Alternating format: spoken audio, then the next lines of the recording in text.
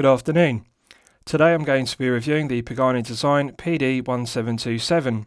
This watch is available from Pagani Design AliExpress official store in the standard watch box for €105, or alternatively in the premium watch box for €115 respectively. So firstly, let's look at the box that the watch comes in, and then I'll talk you through the other items one gets with the piece. So this is the premium watch box, vinyl coated, Pagani Design in silver with a brand emblem on the top. Nice stitching which contrasts in white around the perimeter. It's got a hinged lid and the interior is upholstered to a good standard with a cream velour fabric.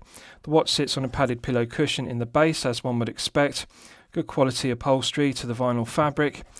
And there's also a useful pocket in the underside of the lid for housing the owner's instruction manual, plastic guarantee card and microfiber polishing cloth.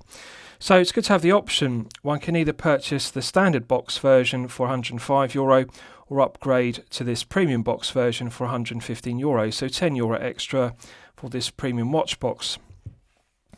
With regards to other items, this is the owner's instruction manual. It also details the terms and conditions of the 12-month international guarantee. Although basic, it does suffice in detailing the operation of the Seiko VK63 Mecha Quartz, clear concise diagrams, and the instructions are in English. This is the plastic guarantee card, and as usual the reverse isn't filled in. However, I'm pleased to report the PD-1727 is covered by the usual 12-month international guarantee. This is the plastic tag that comes to the watch. One also gets this 1.6mm flathead screwdriver for resizing the screw pins in the bracelet links. And this is the NATO strap that comes to the watch. Light gauge of metal to the buckle and tang. It's made from solid 316L grade stainless steel. The keepers are also solid stainless steel. They're stitched either side to prevent them sliding out of position. Heavy thickness to the fabric, which feels like ballistic nylon. Plenty of holes in the strap to allow for fine tuning the length, and the end of the strap is welded and also around the holes is welded to prevent them fraying. So although basic, it does suffice, and it's a good option to have if the bracelet that the watch comes on isn't your personal taste. And lastly, one also gets this Pagani Design branded microfiber polishing cloth. I always think it's a nice touch to get a branded microfiber polishing cloth irrespective of the price point of a piece. So with regards to the specifications of the piece, this is the Pagani Design PD-1727. The watch is available in the following dial colour options: white, pink, blue and green. I've previously reviewed the white V2 version, and I've also previously reviewed the Tiffany version. So this is the green version, and it's very similar to the Tiffany because we have silver applied indices and silver hands. So the watch is clearly an homage to the Rolex Daytona. Similar proportions to the Daytona. We have a 40mm case diameter. We have a 48mm lug-to-lug measurement, a thickness of 12.2mm, and a lug width of 20mm. The oyster style bracelet tapers from 20mm at the lugs down to 16mm at the flip-lock clasp, and as you can see, the flip-lock clasp is signed to high standard. The mirror polish centre section is finished to high standard, signed with Pagani Design, and it complements the mirror polish flanks. No sharp edges, no burrs. Brush satin finishing has a nice lustre to it on the outer sections of the body. The flip-lock clasp is well executed. It works very well. I'll show you the interior. As you can see, it's solid milled brush centre section to it and mirror polish to the outer sections and the underside and flanks. And it's very well executed, and I really like the finishing level. There's a 5mm EasyLink extension, as you can see, which deploys very well. Nice positive click to it. Now, on some EasyLink style extensions that Pagani Design use, for example on the 1662, 1661 and 1644 respectively, they can be quite stiff. They can be difficult to deploy. They can be very hard to push out, but this one works very well. It doesn't take a lot of pressure to deploy it, and it snaps back in with a nice positive click, but it doesn't take excessive pressure. So they seem to have improved the tolerances, the quality control and the build quality of their EasyLink style extensions, because this one is easier to deploy than previous versions I've experienced on the 1661, 1662 and 1644 respectively. Stainless steel screw down case back, as you can see, centre section is CNC lathe tool cut, and it's got nice concentric finishing to the lathe tooling and mirror polishing to the circumference, which is engraved to high standard with the specification. And I like the sterile centre section because it's more like a Tudor or Rolex case back. On the 1664 which is a rubber strap version of this. They have a starfish emblem which is engraved, which is abhorrent, and on the 1644, which is the bracelet version, they have engraved the Pagani design emblem, which I like, but this is a credible alternative, having a sterile centre section on the 1727, and of those three caseback versions, I think this is the best looking, and it's also the most comfortable because it's perfectly flat and smooth. It's low profile, as you can see, and because it doesn't have any engraving in the centre section, which is in contact with the wrist, it feels very smooth and comfortable to wear the piece for long periods of time, such as 8 to 12 hours per day. So with regards to the rest of the specification, we have a flat sapphire crystal. Now the negative of the flat sapphire crystal is there is no anti-reflective coating on the underside. When I tilt the crystal at an oblique angle, you can see there is a lot of glare and highly reflective nature due to the silver applied indices and the mirror polished silver Daytona style hands. So this piece would really benefit from the use of clear AR coating, because that would reduce a lot of the glare and the reflective nature of the silver hands and silver indices. Something that collectors would definitely pay more for, to have clear AR coating. The dial follows the classic Daytona dial layout, so we've got silver applied indices. I like the symmetry of the dial. The subdials have silver hands, and also they complement the silver rings around the edge of the subdials. The legibility is good. The date wheel is white with black Arabic numerals, contrasts very well with the glossy green dial. So the green is very aesthetically pleasing and I really like it. It's very eye-catching. Now with regards to the bezel, solid 316L grade stainless steel, flawless mirror polishing throughout, and credit where credit's due, Pagani Design have done an excellent job of printing the tachymeter scale and the Arabic numerals in black, and it just looks very good. The quality of the printing of the tachymeter scale is done to a very high standard. With regards to the crown, solid 316L grade stainless steel, coin edge finished, and the cap is signed with the Pagani Design mirror polished brand emblem, matte bead blasted effect to the background, so very nicely finished, no sharp edges to it. Let's test the crown execution. Silky smooth, minimal resistance required to unscrew it, and it feels very smooth. This is something that Pagani Design consistently get correct. The screw down crown execution on this 1727 is very good. So, pulling it out to the first click position is the quick set date complication. If you look at the date wheel, when I rotate the crown clockwise, you can see the date complication clicks over to the next day of the month with a nice positive click. This is something I really like about the VK63 Mecha Quartz. It's got a nice quick set complication. Each day of the month has a nice indexing to it. It clicks over with a nice positive click. Pulling it out to the second click position hacks the movement. If you look at the subdial at 6, you can see the second hand has now stopped. So it's possible to hack the VK63 and set the time precisely to the second. No backplay whatsoever, clockwise and anti-clockwise. Light resistance to the gearing, it feels silky smooth. Pushing it back in, it's got a nice positive click. And if you look at the subdial at 6, you'll see that the second hand begins to tick around the subdial once again. So let's test screwing it back down. Immediate thread pickup, this is 10 out of 10 screw down crown execution. The screw down crown provides an effective hermetic seal to 100 meters of water resistance, which is perfectly acceptable for a daily wear chronograph piece. So the pushers are both screw down, solid stainless steel, mirror polished caps, finished to high standard. So let's test the action of the screw down pushers. Silky smooth. Very similar to a Rolex Daytona in terms of the action. And again, the second pusher, the lower pusher, is also silky smooth. So let's test the chronograph complication. Pushing the top pusher activates the chronograph, and as you can see, the chronograph hand begins to tick around the dial. Nice firm resistance to the pusher. I like this spring-loaded action, it feels solid. One has to give it a good hard push, but I like that. It's going to last for a good length of time. It's got a good solid feeling to the spring-loaded pushers. Pushing the top pusher again stops the chronograph complication, and pushing the lower pusher will cause the chronograph hand to fly back to the 12 o'clock index. Perfect. So absolute pleasure to use the chronograph complication. It's something I really like about the VK63, the positive action of the screw down pushers. Immediate thread pickup on the pushers, and I really like it. They feel silky smooth. No friction whatsoever, and the threading is very smooth. So the screw down crown is excellent, screw down pushers are also excellent, and the pushers also provide 100 meters of water resistance. So I'll give you a wrist shot and you can see how it fits on my 8-inch wrist.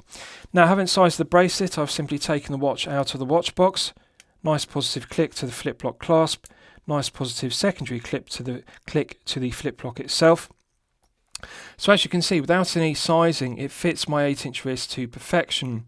I like to size my bracelets loose, as you'll know from my previous reviews, so that I can always slide an index finger underneath the bracelet and clasp at all times, which is the correct sizing method, because it allows for wrist expansion in warmer weather or when one is active. So I like that loose fit. Now, as you can see, the proportions of this 1727 are perfection personified. 40mm head of the piece complements the 48mm lug-to-lug measurement. As you'll know from my previous reviews, I consider 48mm to be the sweet spot. It is the perfect lug-to-lug measurement, regardless of whether you're a collector with a 6 to 7-inch wrist or a 7 to 8-inch wrist respectively. 48 lug-to-lug really does give the perfect fit. They've got the proportions of the bracelet correct. 20mm taper down to 16 is perfection, and it really does feel very well balanced. It's a low profile piece at only 12.2mm due to the flat sapphire crystal and flat stainless steel case back. So it's easily going to slip underneath a shirt cuff if you wear business shirts. Now 145 grams with all the links in the oyster style bracelet. I regard circa 150 grams to be the sweet spot for a 40mm piece. At 145 it is below that. Feels very well balanced, very comfortable to wear for long periods of time. Really the only negative is the lack of the AR coating, as you can see. If this had clear anti-reflective coating, it would really enhance the legibility, because it is very shiny with these silver mirror polished hands and the silver applied indices, and the legibility would be improved with AR coating. But the silver stainless steel bezel is very aesthetically pleasing, and it complements the mirror polishing to the centre links. Beautiful lustre to the outer links, and flawless mirror polishing to the centre links in the bracelet, which complement the polishing and the brushed satin finishing to the clasp.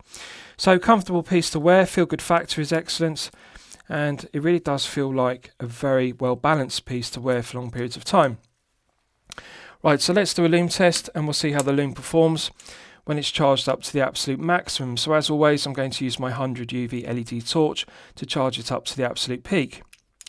Right, so that's now fully charged, and as you can see, initially the C3 Luminova appears to glow brightly, but however, it's not the performance of BGW9 or C3 Super Luminova, and again, this is something that collectors would happily pay more for, to have an upgrade from the Luminova used to C3 Super Luminova, or alternatively BGW9. But having said that, there's a good colour match in the green tone between the applied indices and also the hands. The disadvantage of using Daytona style hands, and I appreciate this is an homage to the Daytona, so naturally it has Daytona hands, is that they don't allow for large plots. There isn't a large area on the Daytona hands for it to have several layers of C3 Luminova applied, for example 5 to 6 layers. Same applies to the applied indices, because they're Daytona style, so they don't really allow for a lot of depth in the applied indices for the lume to be applied. This would really benefit from 5 to 6 layers of BGW9 or 5 to 6 layers of C3 Super Luminova. It would glow brighter, even though there isn't a large area on the hands and the indices. But having said that, it is glowing reasonably brightly, and it is continuing to glow for a reasonable length of time. This is the kind of performance one expects with C3 Luminova, and I think it's acceptable, although there is room for improvement.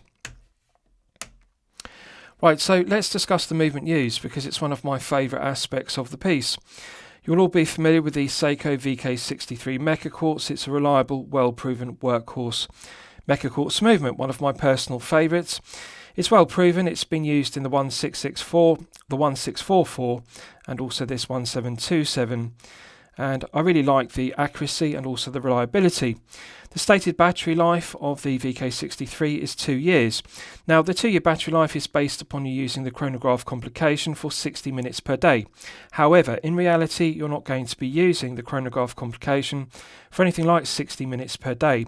Therefore, it's nothing unusual for a VK63 battery to last for 3 to 4 years. So potentially you could buy this piece and wear it daily for 3 to 4 years before needing to change the battery, which is very good. One thing I really like about the VK63 in particular is the accuracy. It is an incredibly accurate movement. The stated accuracy is plus or minus 20 seconds per month. I want you to consider that for a second. That's not plus or minus 20 seconds per day or per week, that is per month. Better than plus or minus 1 second per day. So it exceeds chronometer limits. So really, to get plus or minus 20 seconds per day is very good accuracy, and a 3 to 4 year battery life is also very impressive. It has hacking and a quick set complication, so really it's the perfect choice for this 1727. Right, so lastly I'll summarise the piece. What do I think of it overall? Well, when I'm considering reviewing a watch on my channel, the watch will meet two criteria. It should be both excellent quality and excellent value at the respective price point. So €115 in the premium watch box. Really, to evaluate the quality and the value of this piece, one has to study the finishing. The quality of the mirror polishing to the bezel is excellent. The quality of the mirror polishing to the flanks of the case and the tops of the lugs is also excellent. Now, with regards to the bracelet, as always, there is room for improvement. There is some play in the screw pins in the bracelet, both in the end links, as you can see, and also all the links in the bracelet, so there is some rattle. The quality of the finishing of the clasp is excellent. No sharp edges, no burrs. Mirror polishing is flawless. Brass satin finishing has a beautiful luster. The EasyLink extension, as I've detailed, does seem to have some quality control and builds quality improvements over previous versions used in the 1662 and also the 1644, for example. I think the EasyLink extension is better executed in this 1727.